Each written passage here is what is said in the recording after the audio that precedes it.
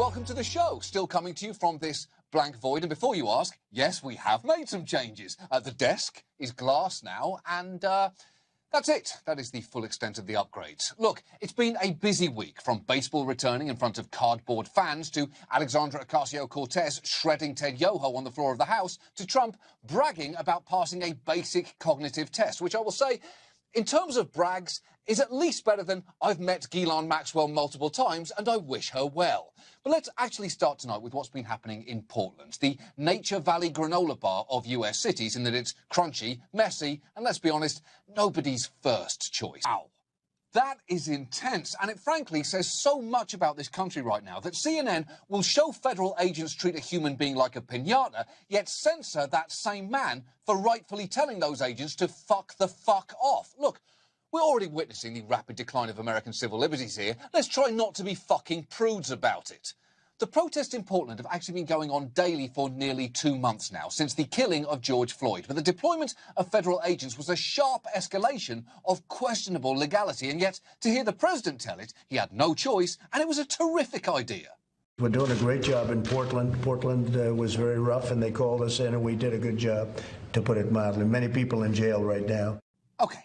First, it's never good when Trump says he's doing a great job, given that he thinks his administration is doing a great job dealing with the coronavirus, and he once proclaimed Ben Affleck would do a great job as Batman. Clearly, this man has no sense of what a great job actually looks like. And for the record, those agents were very much not called in. Oregon's governor quickly announced that she didn't want them there and that the federal government should remove them from our streets. And Portland's Mayor Ted Wheeler said pretty much the same. What they're doing is they are sharply escalating the situation. They're not wanted here. We haven't asked them here. In fact, we want them to leave. Yeah. Masked individuals throwing people into an unmarked van is never a good idea if you want to de-escalate a situation. It's not even a good idea for a surprise bachelorette party. Wow, you got me. I honestly thought I was being kidnapped there for a second. My life flashed before my eyes, and I think I may have shit myself, but you girls are the best. Bring on the strippers. And the reason federal agents were not called in might be that things weren't actually especially dire in Portland. Protests have been mostly peaceful there, which is not to say that there haven't been some isolated chaotic incidents, although those situations have not been helped by the fact that the local police force, under the leadership of Ted Wheeler, incidentally, have routinely overreacted, using things like tear gas, to the point where Wheeler actually became known as Tear Gas Teddy, which I guarantee you is set to be this Christmas's worst-selling toy.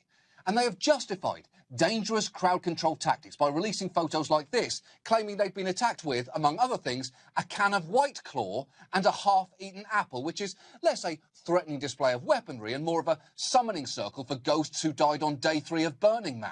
And for all the talk by Trump and administration officials of the need to restore order in Portland, those on the ground will tell you it's not entirely what's being portrayed. What we've noticed is that the volume that is being described by DHS and including administration officials doesn't seem